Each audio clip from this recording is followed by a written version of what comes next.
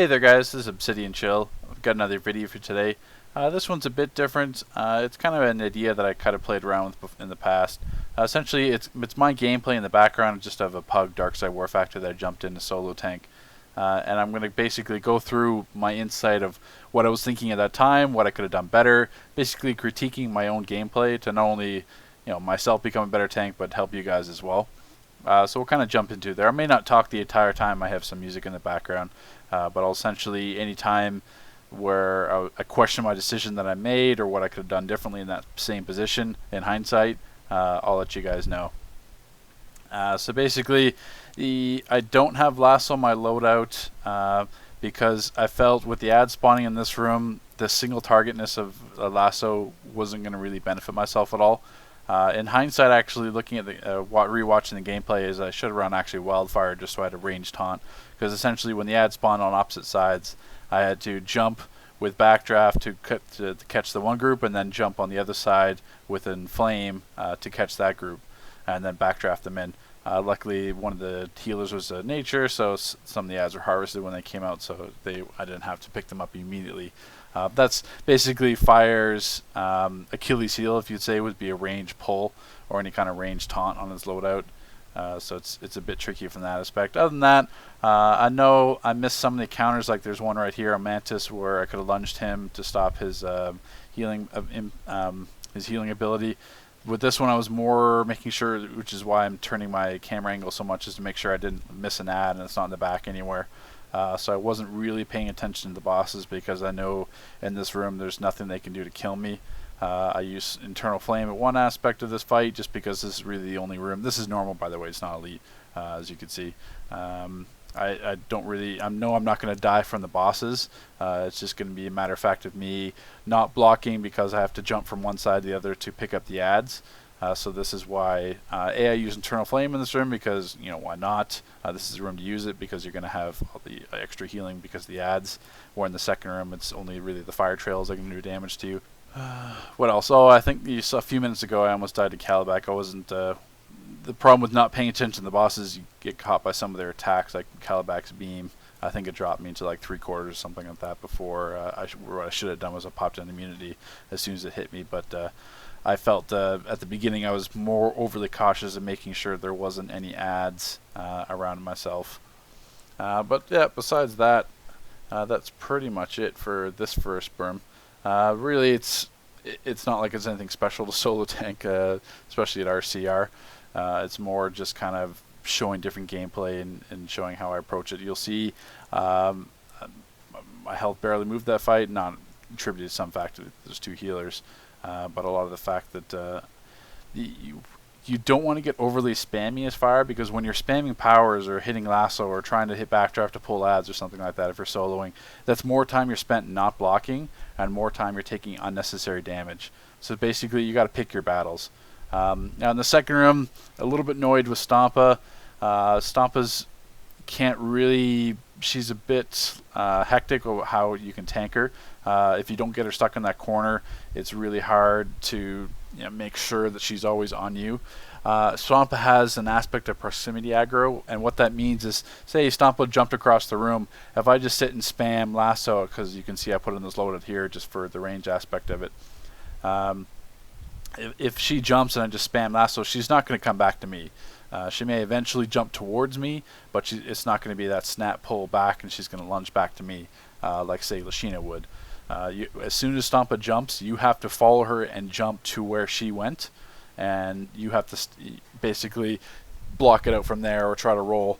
That's the number one thing that tanks try to do is they Stompa lunges away and they just kind of spam pulls. Actually, you're going to see my only death coming up in a sec. Sorry, kind of jumping in. You can see like there's no fire trail where I was standing. It spawned in the back, but it wasn't. The fire trail itself wasn't actually there. It didn't hit me at all. You can see my combat log. It didn't hit me until I rolled back there. So that was just a really stupid death. One attributed to the randomness of Darkside War Factor.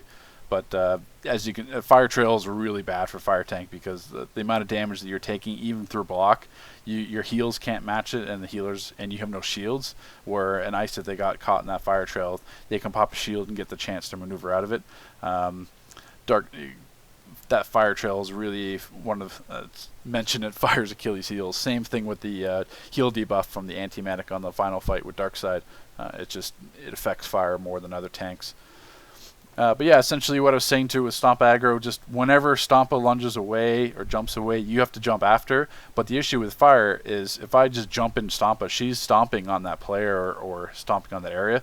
I'm going to jump into some massive damage there because I'm Fire and I don't have a shield to pop before I lunge, where an Ice can simply pop a shield, jump after, and they're not going to take that initial damage where Fire would. So basically you have to be a bit cautious, make sure you set up Stoke Flames or Burning Determination, sometimes like some sort of heal up, jump in with that burst heal like Burnout or Backdraft, and then go back to blocking, which you saw I do there.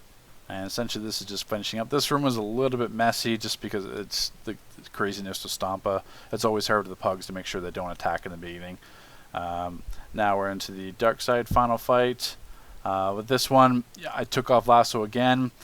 Once again, with the ad spawning on either side, I just felt that it wasn't going to be ideal, especially if once all the ads spawn, I'm not going to really get a solid lasso, or if I pull the wrong target, I could pull like the drone or something like that. So I felt it was a lot easier just to stay in the middle, jump to where once again, I probably should use Wildfire in retrospect, or in hindsight, sorry. But I basically jumped to one side, pop and flame, jump to the other side, hit Backdraft, and then once they're inflamed, the ads are going to start to walk a bit closer to you because they're aggroed from the flame, and then you can just hit Backdraft to pull them all in.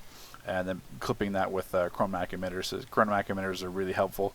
They don't last as long as they once did in Darkseid War Factor. They changed that not a few updates ago, but it could be a number of updates ago. But it's necessary in your loadouts in any kind of ad fight where you're solo tanking, or even just tanking itself. Like if I was tanking the ads and another tank was tanking Darkseid, I would still use those chromatic emitters because they're just very handy. This fight specifically in regards to fire, there's a lot of instances where you're going to be pushed back. Like Darkseid's got a knockback, Granny's got a weird knockback. Just happened right there. So you've got to be ready with your breakouts because especially from the solo aspect of it, you're going to be taking a lot more incoming damage.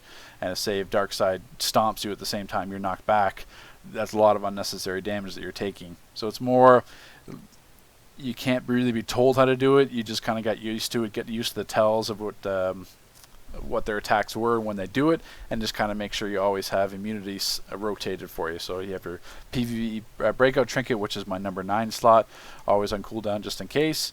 And then if not, you've got either Burnout or Burning Determination for that. And Burning Determination, I personally, or at least in this fight, and most of the time, I always try to keep that on cooldown to always keep that heal over time going.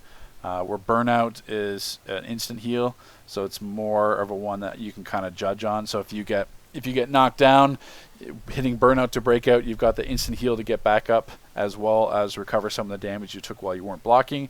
Where Burning Determination, you always have that off cooldown to not only have your apply burning, because right now the only 2 powers that well 3, sorry, Stoke Flames does it, but with this fight I always have Stoke Flames on cooldown. But I usually don't try to spam Stoke Flames if I don't have to, or unless I know a damage is going to be incoming. That's more of like the oh shit heal, what you will. And I believe at some point I could use Internal Flame again. Sorry, I got sidetracked here. But once again, this is obviously just a fight that lends itself well to Internal Flame. Pretty much every tank power set has had crap supercharges since the introduction of the game. Ice is Ice Elemental. It's it's up in the air. Like it could be good. It's useful, but I wouldn't say it's like a true tanking supercharge. Actually, Atomic has one, that Mass Density. That's a good one as well. It's just hard to spec to with your loader because it's really hard with Atomic because you need to keep you keep a number of comboing powers plus your heal over time plus your breakouts. You could sacrifice a pull, I guess, but that's kind of getting sidetracked because it's a fire video. But yeah, pretty much the only go-to tank supercharges are Internal Flame and Mass Density, in my personal opinion. But we're getting down to the end of the fights. This is basically just ad grouping and making sure that you're moving enough that you're not going to get caught in the lava pools. Because of all the ads on you, you're basically surrounded. So if you get caught with that lava pool behind you, underneath you, before you can move, once again, just like Ice, if you had a shield, you could kind of pop it, roll out, Where fire, you don't have that luxury, so if you're stuck under that, you're going to be taking some massive damage, and most likely you're going to die. So just like I kind of caught it there at the end. If I wouldn't have rolled quick enough, I probably would have died from being in that lava pool. But it's more when you're solo tanking, the mindset you have to have is not just pay attention to the bosses. You need to pay attention for ad management as well, making sure that you don't have some ad in the back that's just wrecking your group, because what the issue is there is if you do that, if you have that ad doing that, you're going to put yourself in a worse position, because you're going to be worrying more about trying to get that ad back than what the boss is doing, and then the boss could end up killing you from some unexpected attack that you didn't break out quick enough. So that's why it's more just keep it like a balanced approach. Yeah, well, I was a little low here. I know I struggled with power at some point here. I kind of lost track in the video where that was. I think it was like a couple minutes ago. But yeah, at some point you can see right now the group's kind of empty. This last room kind of tests a controller skill just because of how often the dark side. What's that attack? I can't remember the attack, but it's his foot stomp basically, the power drain mechanic. The Zeta Blaze, you can see in the combat log. So it's more this room more than others. There's just so much going on for the controller. It's hard to keep power up. But once again, with fire, if you spam unnecessarily, you're going to put yourself in a power position where you're going to find yourself out of power. If you're constantly spamming your pull like lasso, spamming immolation or inflame or backdraft, like if you're constantly spamming powers, yeah, of course you're going to put yourself in a power situation. So let me know in the comments below if this is a video idea that you guys would like to see more of. I can do this more for like tanking an SM, for controlling, for DPS. I can use my gameplay. I could take someone else's gameplay, kind of going through it and critiquing it, giving you guys kind of an insight of what is going through my head in certain situations. So let me know, guys. Take care.